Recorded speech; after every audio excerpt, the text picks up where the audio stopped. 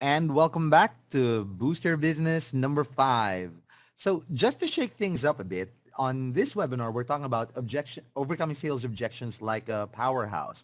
Now, I'm the guy to the right, and that's not Tim to the left. That's Kit.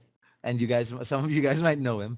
But just to, change things up a bit from the normal way we've been doing it, I'm going to do introductions, but this time I'm going to introduce Tim. So for some of you guys and some of you guys that are already in the room, I'm sure that you guys have managed to speak with Tim, especially on your first few conversations with SEO Reseller. And Tim's been with us for, I think, a couple of years, a little over a year. And he's dedicated half a decade to being a top-notch digital marketer, salesman, and relationship builder. In fact, I've personally assigned some of our key partners to him myself. And now that he does specifically only business development, meaning his job is to impress people on the first 30 days and overcome these objections that we're talking about, I thought he would be the best panelist to share this webinar with. So for you guys that have met Tim, you guys already know how wonderful he is. And I'll let Tim tell you how wonderful I am. Wow, awesome introduction, Bernard. Thank you for having me back.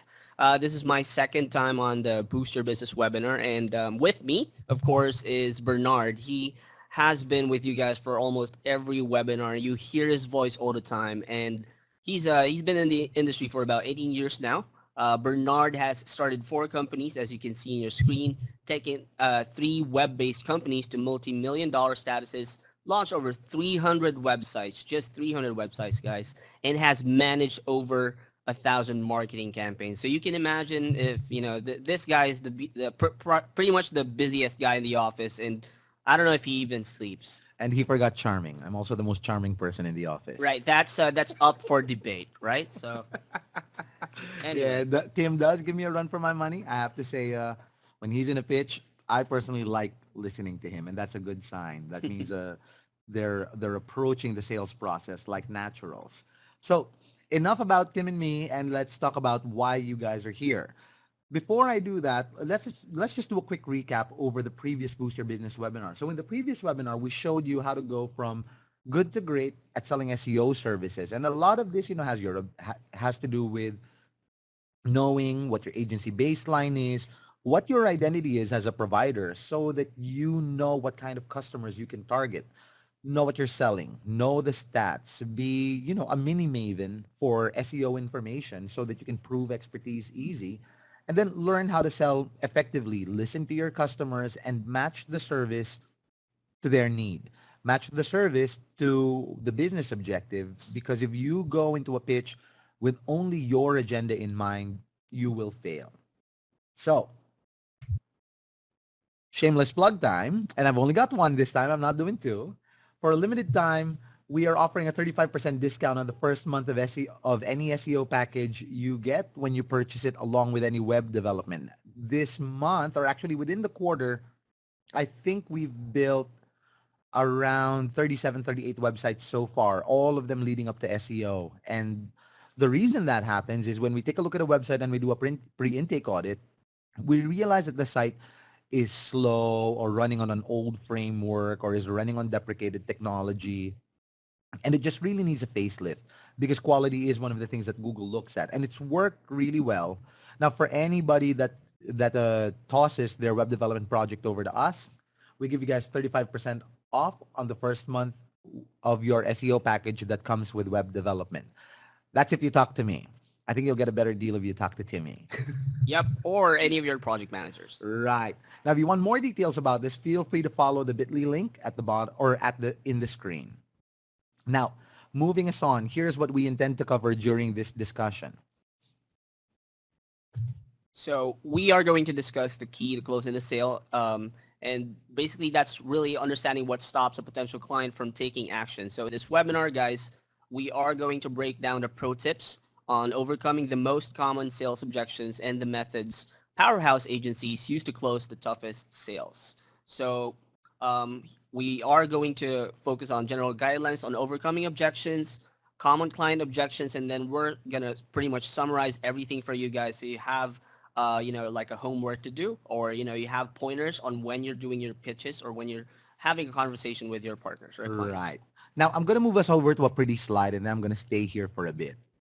Now, just as a primer to this entire conversation, overcoming objections is sort of step 6 in a 7-step sales process that our guys are taught. They're taught a 7-step sales process. It's actually 8. And it depends on, I guess, the sales guru that you talk to. Jeffrey Gitomer's got a 12.5 step. I think I share 7 steps with Chet Holmes. Dell has 5. Michael Dell, the PC company, they've got a 5-step sales process. But the bottom line is on each of those processes, there is a section that's always dedicated to this. And I'll briefly run through what our sales process is like because there won't be a slide that shows that to you, and it's a 12-hour conversation on its own. But in short, our salespeople are taught step 0 is preparation. Know your client, Google them, because if you don't, they'll Google you. And you don't want to walk into a pitch at a disadvantage. Step 1 would then be for you to qualify or to build rapport with your prospect, meaning, get them to trust you, get them to like you, get them to laugh. Jeffrey Gitomer says, if you can get them to laugh, you can get them to buy. And then after you build rapport, you qualify them. You try to figure out, is your service a match for their need? Because if it's not, don't sell them, right? There's only one reason you should be selling someone, and that's because you are able to genuinely add value to their business or to their goal, or you're actually able to help grow the business. After you qualify them, you identify their needs. And so you ask more questions, and then you match the need to building desire. Once you build desire, step 5 is you secure commitment. Once you secure commitment, this is sort of when the objections happen. And then, of course, step 7 is you execute a flawless close. Now, the flawless close can't be done when objections happen because most of the time there was a weakness at some point in your sales process. Either you didn't get them to laugh, you didn't get them to trust you, you didn't get them to like you at some point in the conversation, or you didn't listen to them during the qualifying phase, or you may not have matched the right product to the right need. There are several reasons why, and we'll go through some of those reasons now. So why do sales objections happen? Objections happen because a section or a portion of your sales process was weak, right? You didn't realize that you didn't build enough rapport. You didn't ask them enough questions about them. You didn't give them a chance to talk. You talked for 45 minutes to an hour, and you didn't give them an opportunity to speak up. I mean, when you do a pitch, it's not a webinar. It's a pitch. And a pitch is only valuable if you're talking half of the time. Now, I'll pull something from the Plato playbook. And Plato wrote, how you see the problem is the problem. I can't really remember whether he attributed that to Socrates or not, but he says, how you see the problem is the problem. And all he simply meant was, you have a choice to see a problem as an opportunity, or you have a choice to see it as, a problem that you need to solve or overcome. Behind every objection is the failure of a salesman to answer the burning question for every prospect, which is, what's in it for me? SEO is an investment. What do they get in return? And if you don't have a good understanding and you don't have a strong belief system that supports you, you won't know how to address the objection.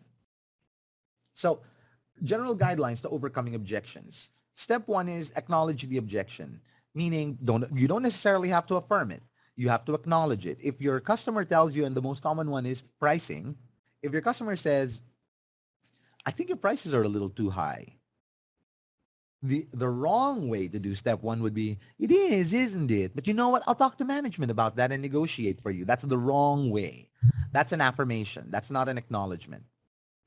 An acknowledgement means, I hear you, so let me explain why, or I hear the pricing is too much for you, but can you tell me what kind of return you were trying to get out of this investment on SEO? But an acknowledgement is you wanting to hear them out and not brushing their concern aside. Step 2 is, if it's about pricing, isolate the objection. And isolation is really 2 things. One is you don't want them to tell you, I think your price is too high and SEO is too complicated for me and my website's too old. And, you don't want it to become a drawl. And they are objecting to what you're pitching for a reason. You need to figure out what that reason is. And if they're objecting to pricing, you really have to figure out, what are they really objecting to? Most of the time when we hear a pricing objection, we are conditioned to think that The customer isn't objecting to pricing. They're typically objecting to value. They didn't see the value in the pitch. So isolate what it was that they're really objecting to. Was it the price? Was it you? Was it the way you explained the service? And then, of course, own it. Promises are promises, and it's a dime a dozen. But if you tell them, okay, I hear you, and here's what we can do to meet you halfway, and let me get back to you on deadline. And when you give them that commitment, act on it. Do it. Don't just give a promise and then leave it hanging in thin air. And on the last bit, actually, we would discuss the overcoming objections part. We would be providing some sample questions we've gathered from a couple partners, and these are classic situations and questions that we get almost every day, when especially with myself when I talk to our new partners. One of which would be the value of SEO. So a lot of them ask, or a lot of them say actually, that our management does not understand the value of SEO. So there's actually two scenarios that we came up with. The first one is the client lacks knowledge about the industry itself. And then the second one is you failed to listen to your prospect. Now on the first one, I want to say it's most of the time it's not really the client that really lacks knowledge, but in some cases you get to talk to someone on a business standpoint that's not actually the decision maker. So what that means is you're not talking to the one who's actually the expert in the company. You're basically talking to the gatekeeper. So what you want to do there is be able to leverage some SEO stats. You have to know your stats off the bat. And later on actually at the end of this webinar, we will be providing you some goodies. It's going to be really, really great for you guys to have some key pointers on what you should spout in terms of stats. Right. Now, on one, before I let Tim move on to two, one shouldn't be a surprise, right? On one of the stats that we gave you 2 webinars ago and a webinar ago, because we reinforced it then, 90% or sorry, 91% of websites across the world belong to small to medium-sized businesses, and 90% of them are not educated. What that tells you is, 90% of website owners don't understand the value of SEO. Education is part of the game. Our most successful powerhouse partners know that when they get into the SEO game, there's a lot of education. There's a lot of education that's involved. Even we ourselves have to build a pipeline for 90 days, because during those 90 days, we're trying to create desire, we're trying to build excitement, and we're trying to help them visualize how much bigger or how much better their company could be by investing in a service like this, by investing in an activity like this. So SEO is an education game. You have to assume that everyone you talk to, it will be, rare and few and far between, that they will have knowledge that's equal to or better than yours. You will educate most of the people that you talk to about SEO. Right, and that actually leverages trust in your on your end. Actually, if you have enough SEO stats or digital marketing stats to throw out there, that just tells your client that you know your industry and you know what actually is going on right now. Right. On the second one, it says you failed to listen to your prospect. This goes back to what just Bernard mentioned earlier about you going through your sales process. Now, remember, it's not linear. You have to make sure that you build desire. You have to make sure you offer value. And if you fail to do one of those at your sales steps or your sales process, then you are probably missing out the opportunity of closing the sale. Right. Now, like what we told you before, we have a tendency to babysit our partners, especially the new ones, especially the ones with a great potential. And by now we've got a good eye for picking out the ones that have great potential. We tend to babysit them through their first few pitches. And I've personally done this with a few. An example is one of our partners in Australia pitched to an Australian pub. And because they weren't experts then, this happened on their first few months after signing up with our service. One of the companies that they asked for help to pitch was a pub. And during the pitch, most of the time I like to keep quiet in pitches unless I feel like I add value or I can ask questions that I think were missed and were important to the customer. But essentially, it became a pitch where they kept on talking about rankings and traffic, rankings and traffic, rankings and traffic. And repeatedly, the customer had said, what I want is 80% occupancy during lunch and dinner time through Mondays to Fridays. So throughout the weekdays, I want 80% occupancy of the pub. The only thing he really needed to hear is this service you're offering the solution to my problem? And as soon as we gave them a yes, they signed up. As soon as we gave them a yes, they signed up. Now, I'm not really devaluing the technical portion of that conversation because it did prove expertise, meaning they knew without a doubt that we were the pros and that we had their best intention in mind and that they saw our moral imperative. But there's only really one thing that the business owner needed to hear. Will doing SEO create 80% or better occupancy during lunch to dinner on Mondays to Fridays? That's it. That's all they needed to hear. Now, again, while we don't guarantee results, SEOs are experienced enough to make commitments. So after we signed them up to the SEO service, before their 6th month had even started, they were at over 100% capacity within their 5th month. They turned off all other marketing avenues, especially the traditional ones. So the client now has full occupancy on all weekdays and sometimes in excess of their capacity. And this is an example of listening well to your customer. You have to ask them questions. They have to be talking half the time through the pitch because they really weren't wanting to hear, I'll rank you. And they didn't really want to hear, I'll get you 1,000 visitors a day.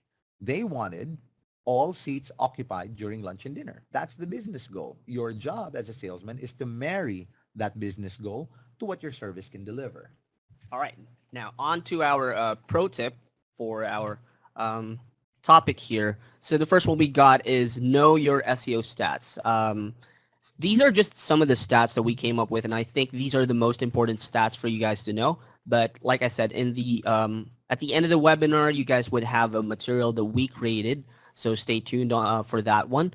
93% of buying experiences begin with search. Not being present on search translates to lost opportunities for the client. So if you're ever thinking of just going for traditional marketing, think again.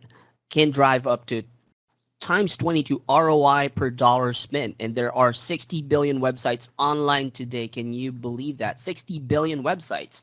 91% of those aren't optimized. That's a sad story, but a good news for SEOs out there. Right. SEO is a $16 billion industry. So, if I were you guys, let's try to get into the industry right now. Right. Now, let me just translate the opportunity at the bottom.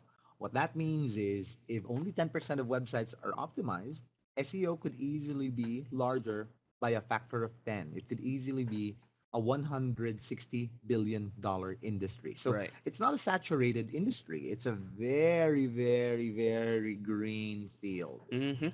And then on to the last pro tip, translate the value of SEO into terms a decision maker can understand. This is what we were talking about earlier about making sure that your client understands the value of SEO and make sure that you don't overwhelm them with SEO jargons. Just be able to show value to them is really important. And, having your stats on top of your head or off the bat really establishes trust signals. Use the white label testimonials from our resource center. And there's a lot of different marketing collaterals out there as well. Now, I'll move on to the next, and I'm just really talking because Tim will take the next slide too. So this one, everyone's favorite. Oh, and yeah. I've got a mouthful to say about this, but it's Tim's slide, so I'll keep quiet for a while. This actually is a meaty conversation. And I personally had some, not really bad experiences, but, challenging experiences on this one. So we're going to talk about pricing. And this is one of the most common objections I get, and you guys probably get as well from your clients. A lot of them would say, a lot of your partners would say that your clients find the pricing expensive, or you might tell me or tell your project managers, I find your pricing expensive. And really, if you're reading between the lines, the translation of this objection is really, I did not see the value of what you just offered me, of what you just pitched me.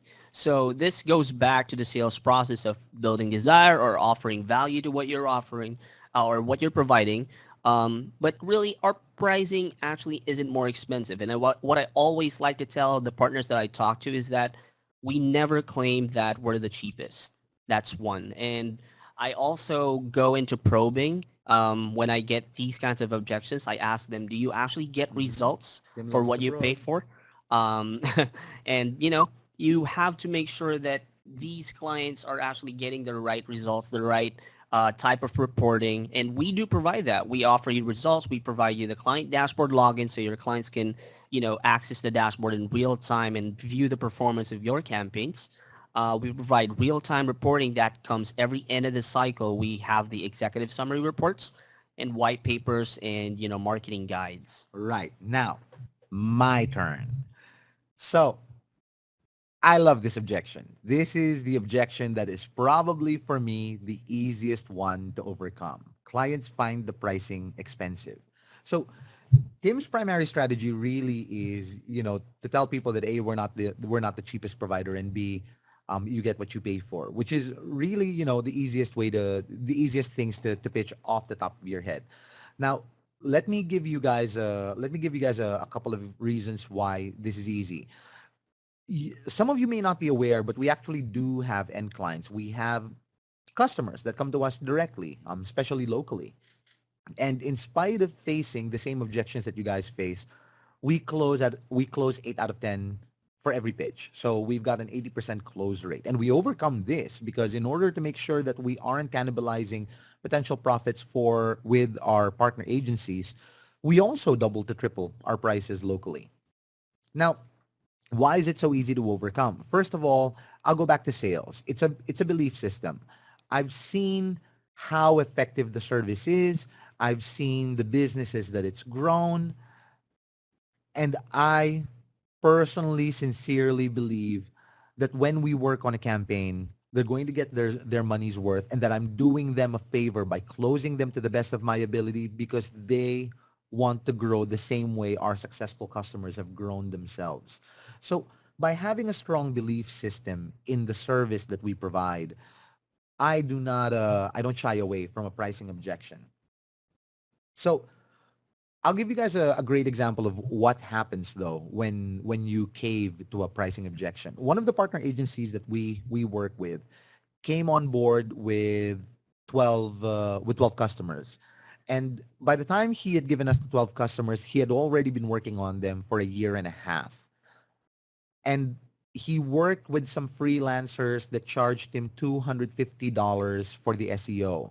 When we took a look at the websites, no optimization done to the website, some very weak links from free blogs and whatnot, obviously advertorial content, just a lot of blog comments, none of the stuff that works today. No quality signals to Google, no trust signals, no well-crafted digital footprint, no authority sculpting inside the website, nothing, no rich snippets inside the web page.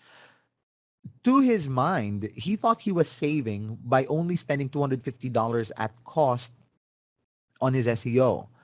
But in reality, he lost some relationships along the way. Relationships he'll never be able to get back. And for the 12 that he had onboarded, he personally spent out of pocket $250 for each of those accounts. 12 what's 12 times 250? He probably spent, I don't know, 1200. He probably spent 1,250, or no, actually, what is let's do the math here fairly quickly. So he would have spent $250 against each account, and he had 12 accounts, which means he was spending over $3,000 every month at cost. And he was burning relationships while doing that. At the end of a year and a half, which is 18 months, he would have poured $54,000 down the drain for nothing, right? So you really get what you pay for, and this is why we strongly advise that you need to be very selective with the partners that you intake. Whether it's us, whether it's another provider, doesn't matter. You have to scrutinize the work that they do, and they have to have a great belief system about their service. Otherwise, you don't know that they're good because they don't know that they're good. So I'll move us on to the pro tips because I know I took up a lot of minutes on this slide. No worries. So on the pro tips, um, don't dance around the pricing objection. Address it. I mean, sure, you can dance while you're talking to your client over the phone, but don't dance around the pricing objection. Address it. I'm not saying you have to affirm it, but you have to address it. Acknowledge the objection and then isolate the objection and act on it. There's actually three golden rules in pricing, Mm-hmm. and this I can have Bernard discuss about primacy and recency about this, but let me just go through one, two, three. You never mention pricing first, and you never let it stand alone. Lastly, never mention pricing last, and I'll let Bernard discuss more. Right. So people might not be aware, but I spent 7 years of my career in the online industry in a training capacity.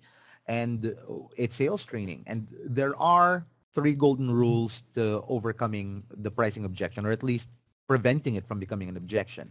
Rule number one is you never mention pricing first. There is a phenomenon called primacy, meaning the first thing we hear tends to be stickier than everything else in the middle. So how do you practice this? You don't go into a pitch and start off with, hi, today I'm offering you a $2,000 package that will do this, this, this, this, this. It won't work. The moment you say $2,000, you might as well sing and dance and blah your way through the conversation. They will not hear anything past $2,000.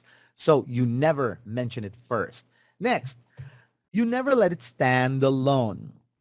So you don't go through the pitch, whether at the first or at the last, and tell them, and you get all this service and look forward to these results at the end of 6 months, all of that only for a 6-month investment of $12,000. What do you think? Right? So you never let it stand alone. You never let the pricing stand alone. You always have to sandwich it between details. You will need to tell them the service costs this, this, this, and for that price, for that investment, you get this, this, this, this, this, this. And you never mention it first, right? Now, never mentioning pricing last is if there's anything more powerful than the concept of primacy, it's the concept of recency. And that is the brain is biased to retain the last thing that was said. So the brain is biased to retain the last thing that was said. This is so powerful that whenever you guys call a help desk, your credit card line or whatnot, they'll tell you the brand first so that they leverage primacy, and they'll tell you their name last so that you remember the name of the person that you talk to. The brain is biased to treat the last information or the last thing it heard to be the most important. When you say, and you get all of this for a 6-month contract price of $12,000, everything you just said, you might as well erase. So that's the concept of, primacy, never letting it stand alone, and recency. All right, on to the next pro tips. Our new partners mark up the services by times one. I have to urge you guys and actually recommend that you mark up your services from, times 2 or even 2.5 retail costs when your portfolio is already built. And actually, this next pro tip is a partner that we discussed before in the UAE gives So, clients 30% off on their first 90 right. days. Right. So we've got a partner in the Middle East, and the strategy that he does in order to get people into contracts, because he does sell them contracts and not a prepaid subscription basis. But we've got a partner in the Middle East, and his strategy is he only doubles the pricing that we have on the dashboard during the first 90 days of the contract. And then he proves that he can deliver results. Now, in SEO, the advantage is, well, he's in a very ripe market. The Middle East is probably virginal to SEO. Almost no one does it there, regardless of how sophisticated and how advanced they already are. So almost any website he touches and implements on page on, almost overnight turns to gold. They're so convinced of the value that he's very successful at converting them from 3-month contracts to 6-month contracts. And by the time they cross the 3rd-month threshold, he puts them on regular pricing, which is the standard times 3 of what our services are. And this is a good way to approach it strategically. All right, let's move on to our next sales objection. No guarantees. This is one of my favorites, actually, and I sometimes get a laugh out of this because a lot of our partners still, have these kinds of issues.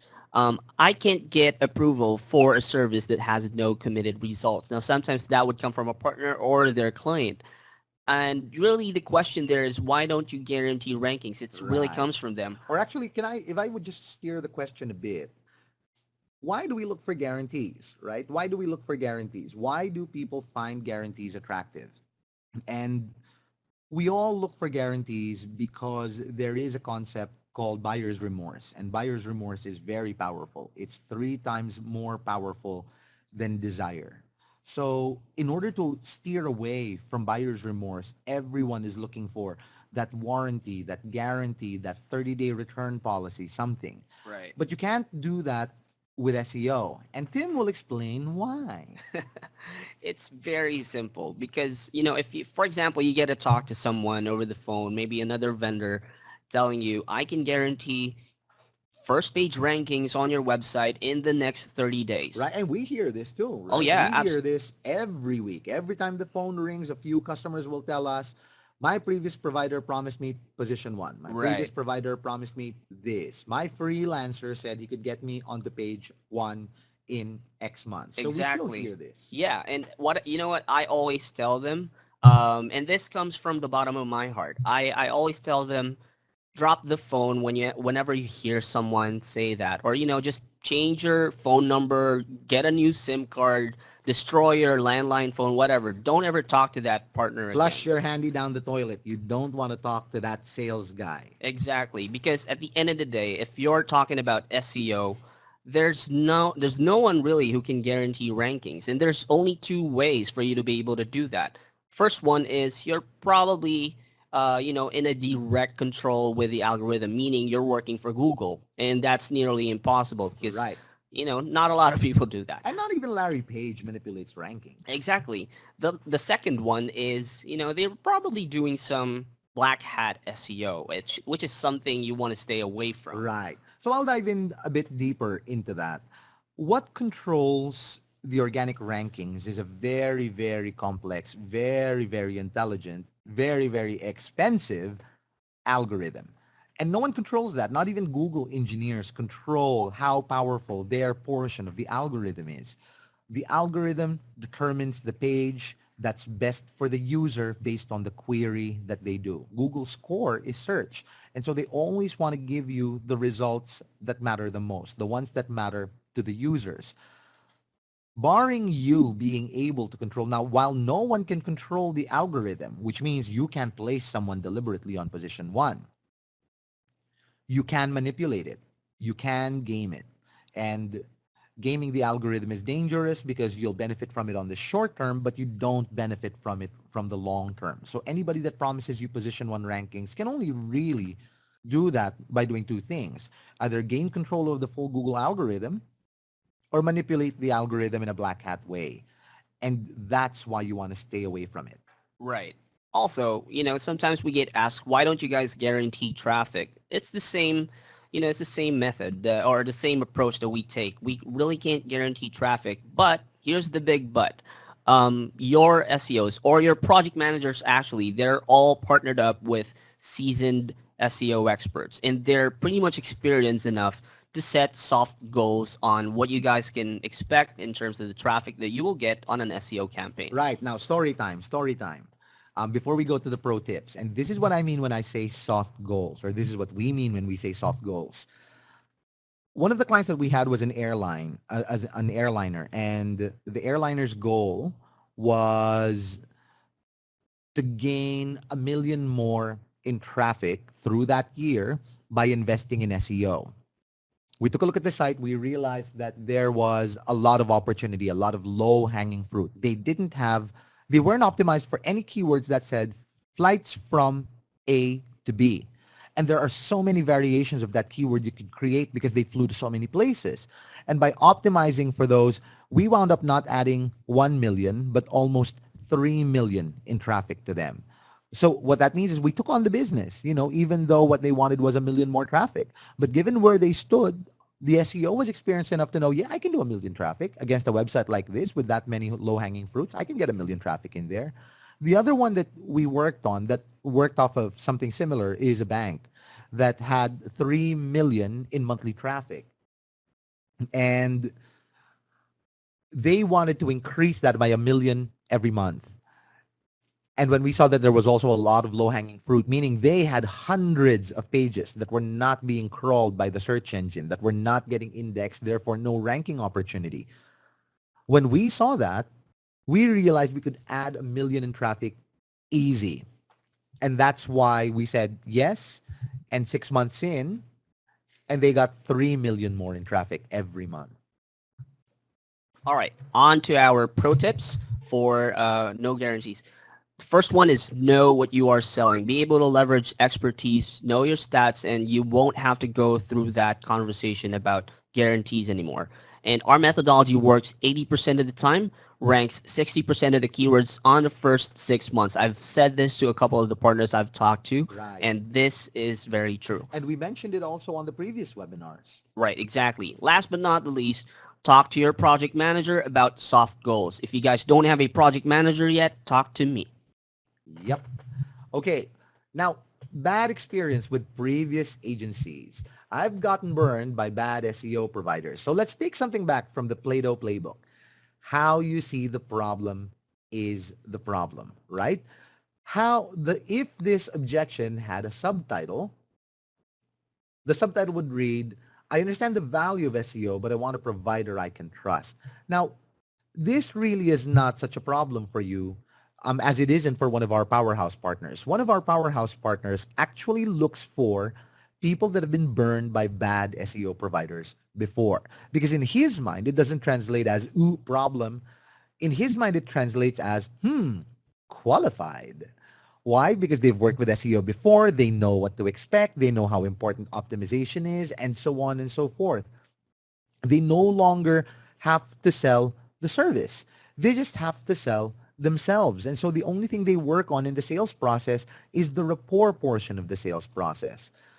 Now, one of the things that we've told you, I think in the first webinar is Itamar and I, we literally lose sleep when campaigns don't rank because he and I are both SEOs. He's just, a slightly stronger SEO, but we're both SEOs and we both like ranking everything we touch. We both like turning them to gold.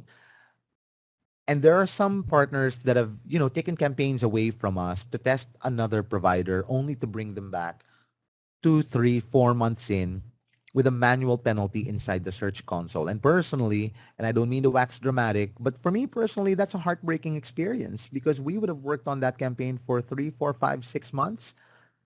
And, all the work has gone down the drain. And now we have to be the ones to recover whatever the cheap provider had done in order to get results again for the website. Nobody understands, more than the CEO and I, nobody understands that a website puts food on someone's table. And so when you work with us, I think what you'll need to know is we understand that your website and your customer's website, they put food on someone's table. We take that very seriously. But now going back to the concept of getting burned by bad SEO providers, they're out there. They can be closed.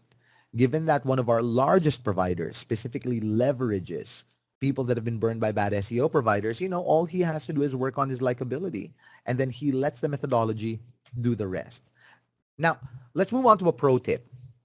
You have to leverage expertise and trust signals to differentiate yourself from previous providers. If you're not new at this game, bring your testimonials. We've even had partners that before they joined us said, can I talk to 1, 2, 3 of your partners from the US, from 3 different regions? Because I want to hear what experience it with you is like. And of course, they speak up for us because we help them grow their business. But you have to be able to leverage that. Now, let's say you've been in the game a while, and here's one of the most difficult objections to overcome. My previous SEO provider has gotten me penalized before. How do I know you're not going to do that, right? And there are 3 ways to respond specifically to that variation of this objection. The first way to respond would be, no, none of my clients have been penalized, especially if you're new. None of your clients would have been penalized.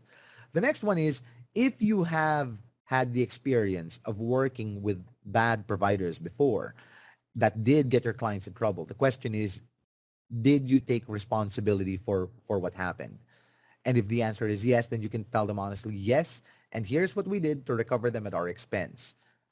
Now, If you've been in the game, never had a client penalized, the best way to respond to this is, yes, we've worked with clients that have had penalties from previous providers, but we have a 100% batting average at removing penalties. Because it's true, we have a 100% batting average at removing penalties.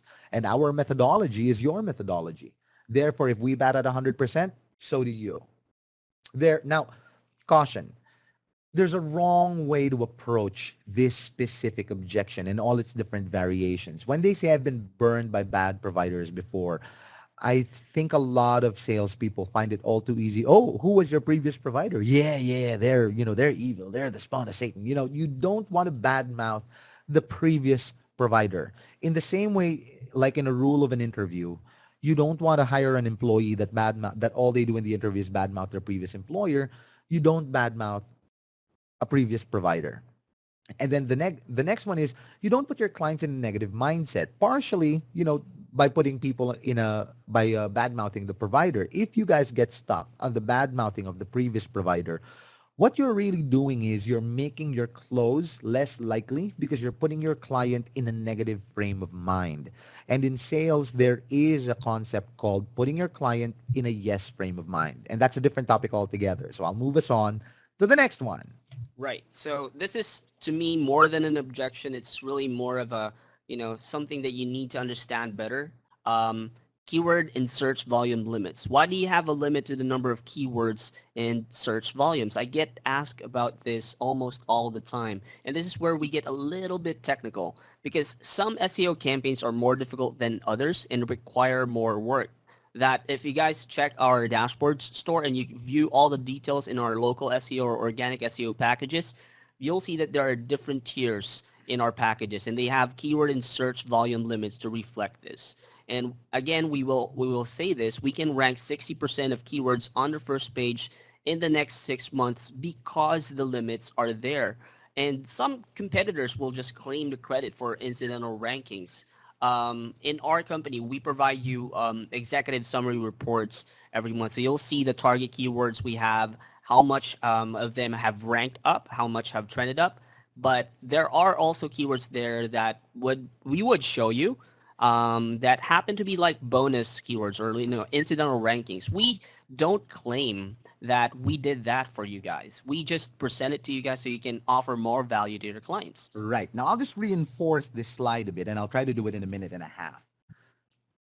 Some campaigns are more difficult than others. Working on a lawyer in Oregon, in any city in Oregon, is significantly easier than working on a lawyer. Incidentally, the most difficult one is Houston. And so there's really no way to measure which is more competitive and which one is not, and you can't use the competitiveness metric inside AdWords because AdWords is PPC. The competitiveness metric there is a PPC metric and not an organic metric. The only true organic metric is the number of times a query is executed for your client. Therefore, we use the search volume to indicate the level of ease or difficulty of winning a keyword. Now, going to competitors claiming credit for incidental rankings. We have seen SEO providers, retail and wholesale like us, like white label providers like us, where in their report they say that, oh, we ranked all these keywords. For 250 keywords, we ranked you for 50 keywords. Now, we don't do that. But it is true, when you work on one keyword, it's like iron filings to a magnet. They all move together. But we don't claim that we did that. We only claim credit for keywords that we worked on. And if there are incidental rankings, we report it, meaning we tell them, oh, and our work, by the way, had the incidental benefit of ranking you for these terms too. But we don't take credit for work that we don't do. Right. So let's move on to the pro tips for this one. The first one is getting this objection indicates that you're on the right track. Right. You're not talking about pricing. You're not talking about any value adding proposition. This one's about getting technical on the service. And if you're talking about this objection already, you're on the right path. It's a sign that you've piqued their interest because their questions have started to level up. And objections like this are opportunities to educate your clients and demonstrate your expertise. So next objection. The client has an existing provider. Oh my, this is a meaty one. Right. This is also, now, out of all these objections so far, I think this is the only really difficult one. Right. I already have an existing solution, Bernard. Why should I switch to you? Actually, there's different variations of this objection. I already have a freelancer doing my work. That's one. Second is I'm comfortable with my current provider. I don't feel the need to switch. But really, what you guys are hearing, and if you read between the lines, is the client is really just averse to change. And if they're happy with the current provider and they're still getting not really good results, you have to understand that behind every loyal client is an awesome salesman. Right. So let me just zoom us out for a bit. Remember that when you're looking for your opportunities, when you're prospecting for your leads, and when you're prospecting for customers, you don't try to target customers in positions 1, 2, 3. In fact, you don't target, or you don't prospect leads from the first page. You prospect them from the second page, from the third page, to however else lower down the road.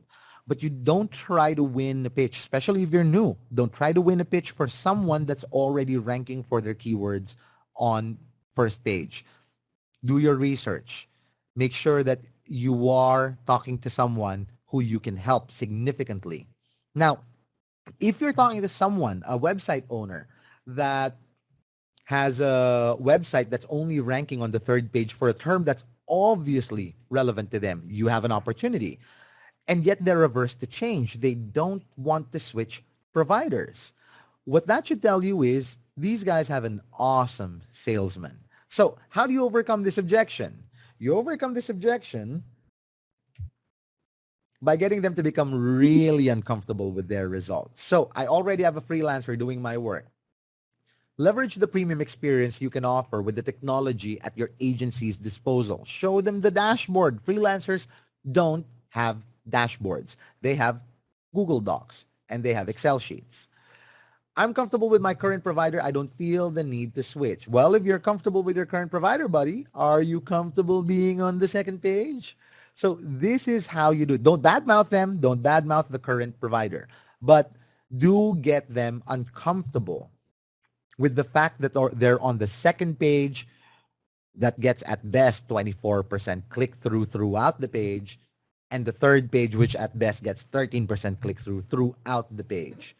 No, don't try to pitch clients that are already in top spots. Find your opportunities on the second and third page. But if they're comfortable with their provider and they're on the second and third page, they're really just telling you they love their salesman. You got to be the more lovable salesman. All right. So let's summarize everything that we have discussed in this webinar. And later on, we will entertain some questions that we would answer for you, Bernard and I. So in summary, first one, value of SEO. Know your SEO stats. Later on, we'll present you a digital marketing stat, so stay tuned. Translate the value of SEO into terms a decision maker can understand. Right. Next is pricing. Don't dance around the pricing. Address it. Now, rules to pricing. Don't mention it first. Don't let it stand alone. Don't mention it last. On the third one, no guarantees. Know what you're selling. No one can actually guarantee rankings and traffic, so be careful who you talk to. But, most of all, just know what you're selling. Know your SEO stats. Right. Bad experience with previous agencies. That's not a problem. That's an opportunity. Leverage your expertise. Provide trust signals. Sell yourself. The best way to overcome people that have a need for SEO but won't want to work with an SEO agency is to prove to them that, you're just another guy with a strong moral imperative to see them succeed. Right. And on keyword and search volume limits, objections like this are opportunities to educate your clients and demonstrate your expertise. So this is really telling you that you're on the right path. How you see the problem is the problem, like what Plato said. And really, this is for you to make sure that the client is really engaging thoroughly in throughout your conversation. And the client has an existing provider. Leverage the premium experience, leverage the technology, and make them uncomfortable with their current results. They're on page 2, right? What's even worse is if you type their domain name in a generic format on the query and they're not number 1 for their own name, the provider isn't adding a lot of value. So if they've got an existing provider, the two things that you need to keep in mind, the results are not there, and B, there's a powerful salesman behind it. And those are really what you have to overcome. Make them uncomfortable with the results and leverage a better experience with you. Right. So this is what I've been talking about earlier. For you guys, digital marketing stat sheet infographic. These are the Right. changes in the digital landscape. Prompt every business into action. So we compiled all the latest data from 2016 to guide you through these changes. So if you guys have access to our dashboard already, all you have to do is just go to resources and then click on downloads. It should be available right there. Right. And I mean, kudos to our marketing team. At every webinar, they seem to have a new goodie for you guys. Woohoo!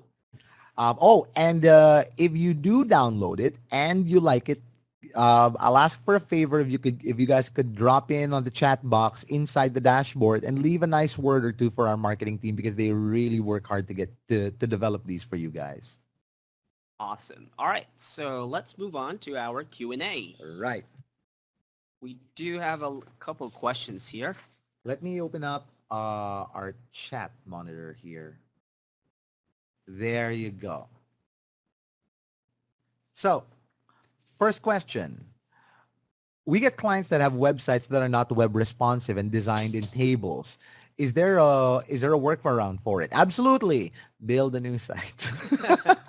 So I'm not sure if you're aware or if our marketing material has reached you, but we rebuild websites on WordPress for $4.99 with a 2-week turnaround period. Under the assumption that we get the responses and you guys fill out the briefs. But $4.99 is not an expensive investment for the redesign of a site. Also, if you don't redesign the site to modern technological standards, the quality metrics in the algorithm don't work in your favor. So you really do want to do them a favor and close them to the best of your ability and help them build a new site. Right. On to the next question that we have on the chat box. Let me see. All right. Do you have any tips on how to respond to the familiar response from a prospect? Quote unquote, I will think about it. What could turn the conversation around?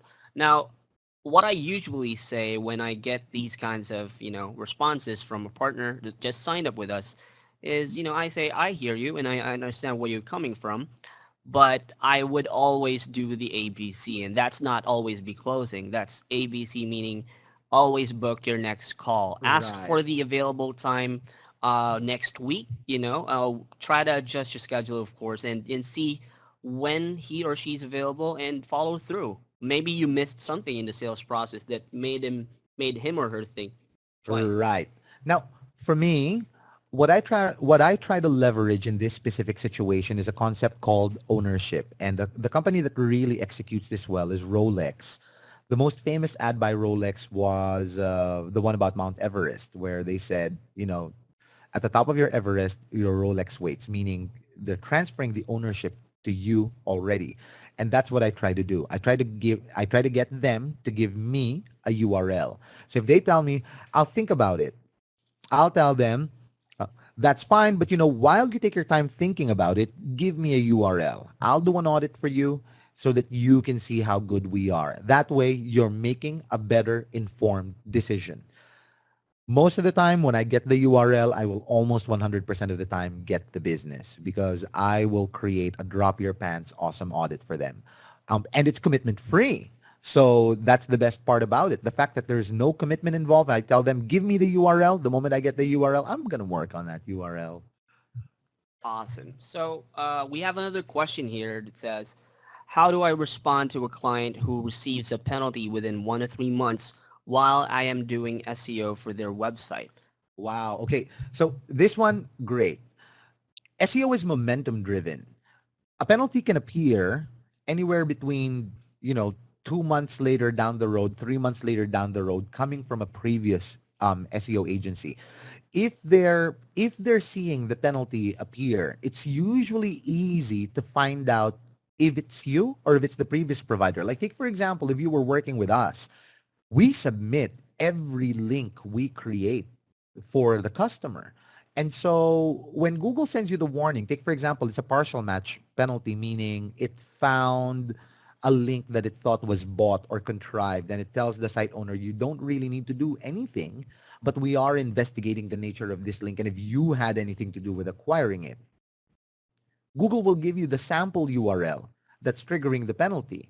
And so all you have to do is match the fact that do you have a previous work report from your previous provider, because this website is not on anything we tried to acquire for you. So it's easy for you to prove that it isn't you. But also the best thing to do is the penalty is already there and your job is to be their advocate, right? So aside from you proving that it wasn't you and you do that by just being transparent, you have to be the one that helps them get over the penalty and get their sites appearing on first page again. Right. Here's another question, and I like to take this one. Is it wise to customize a package if a client has a low budget just so they can afford your service? Um, yeah, you can absolutely do that. Yes. You can definitely customize your package if it's necessary for the client, especially if they're on a limited budget. I can tell you this though. If your clients or if you're in a mindset that not small businesses cannot afford the service, we are doing SEO for lawnmowers. We do SEO for dog shops or barber shops. You know, we do those for them. And if they can afford it, I think your clients can too. Right. Now, in your experience, what do prospects value the most when deciding to buy a product or service? Now, if I ran this on the Family Feud, the number one result or the number one answer would be results. That would be the number one answer. And that's what everybody will tell you they want. But in our experience, it seems like the largest influencing factor in terms of whether people decide to buy the product or the service seems to be the salesman.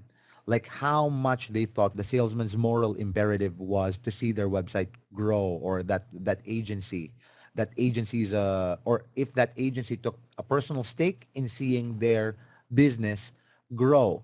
But it seems to be more the relationship building factor than it is the results. The results matter, or else, why we would spend $20,000 every month figuring out how to build better relationships than $20,000 every month figuring out how to do a better service. But we do spend it on the service because the results matter. But in our experience, it seems like the strongest turning point for close rate is the likability of the salesman. I'm just, giving you guys honest stats. Awesome. So next question we have here is, can you help me train my sales staff to be able to respond to these objections? My answer would be in all caps, absolutely. You guys Yes. have access to your dashboard, and when you guys sign up for the first time, there's a Kickstart call link right there where you can schedule a call with me. And what I really do is give you guys a walkthrough, train you guys on how to use the dashboard, be able to get you guys familiar with the methodology behind all our services. And if you guys want to have your sales staff join the call, we can conference you guys in. Right. Now, the other thing is we have partners that do monthly training sessions with us, and you guys can ask for that, especially if you've got a large potential to grow.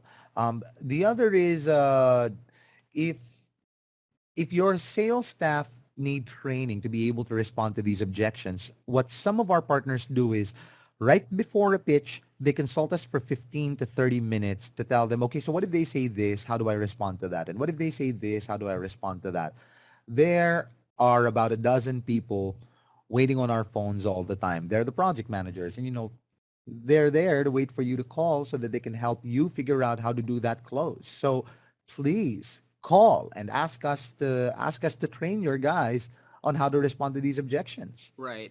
Some of you guys don't have the phone numbers on your screen right now, so I'm just going to say it out loud. 415-625-9700.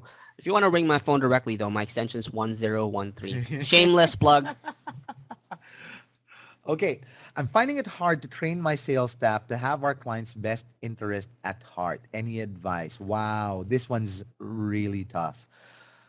I would say Mm, hire the right salesman.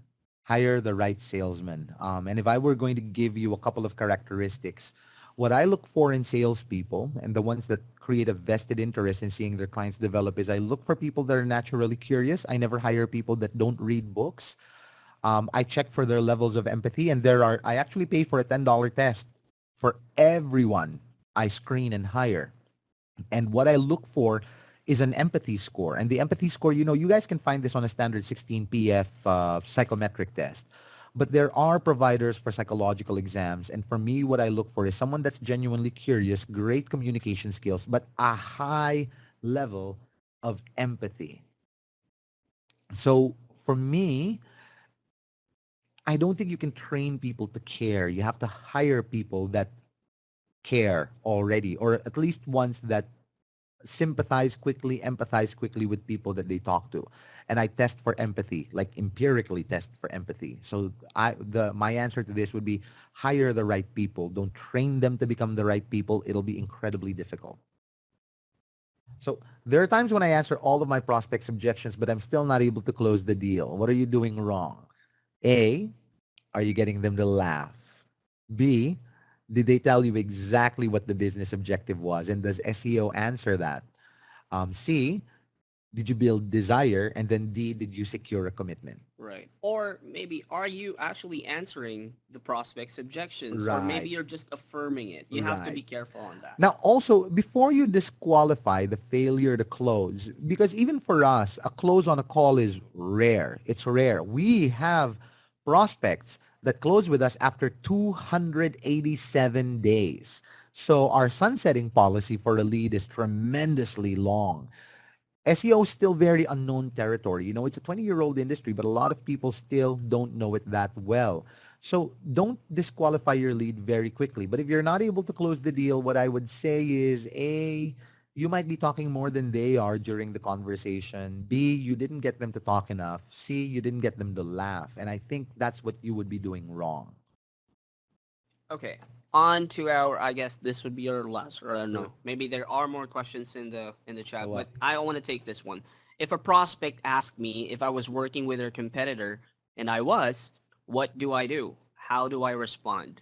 Um, so here's what I would say to the partner. I'd be very careful.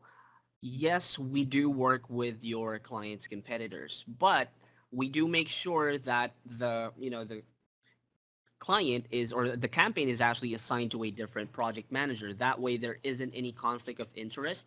So there, and 9 times out of 10, there would be a difference in the strategy and the budget of the client. They may be doing a different approach. The other one's probably doing a more holistic marketing approach. Like they're not just doing SEO, they're also doing pay-per-click or social media. So those are the things that we can take into consideration. Right. Now, this one is a matter of, I think this one is a matter of personal ethics. I just recently sat with a panel of other SEO providers on an SEO summit over the weekend. And everybody on that panel got asked, do you guys work with businesses in a competing industry? And everybody flat out said no.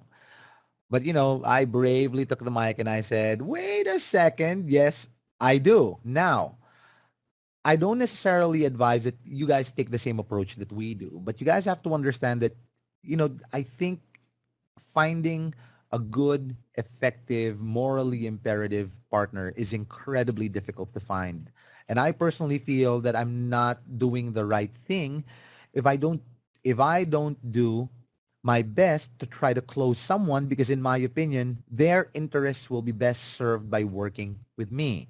So when I get asked this, do you guys work with my competitor? I'll tell them I don't have an exclusivity policy, but I do have a don't ask, don't tell policy. So, but if they ask, I will tell them. But I tell them that I don't offer exclusivity. I'll work with anyone that needs competent service because it's fair. It's a free market. And B, I think I'm really good at what I do. But C, I've got a don't ask, don't tell policy. And so if they don't ask, I don't tell, and neither of us have to be uncomfortable. Right. So on to our last question. Actually, this one says, my client wants me to do black hat SEO tactics in order to gain fast results and then move to white hat. What do I do? A, don't do it. There are a lot of legit SEO activities that you can do to gain fast results. Black hat SEO mostly has to do with link building, but why don't you focus on page? The returns and benefits of really strong, really focused on-page activities are seen in 2 to 3 weeks all the way to 6 weeks down the road. And you benefit from it continuously, by the way. On-page activities, you reap the benefits from strong on-page activities every 2 to 3 weeks. Every time a quality score is updated, you get better rankings and better rankings and better rankings. So if someone wants you to do black hat SEO tactics, go for legit on-page. There's over 200 search metrics that you can leverage to your client's advantage. And Black Hat only leverages off-page. So it's not a very powerful, it's not the most powerful metric. Still fairly powerful, but not the most powerful. And then the other one says, how can I prove to my client that I'm better than a competitor? Rank at a keyword better than the competitor.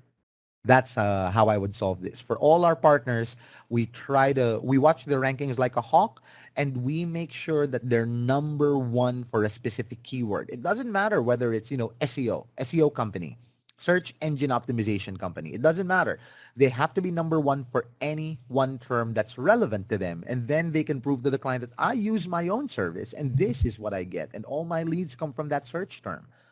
You just have to rank. You don't have to outrank them on every query. You just have to outrank them on one keyword. Okay, and I guess with that, we're out of time and we got to wrap up. But you guys have been a great audience, and I hope you guys join us again for the next Boost Your Business webinar. Now, before I close us off, you can schedule a call by following this bit.ly link, and those are our phone numbers. That's our 1-800 number, that's our Australian number, and that's our US number.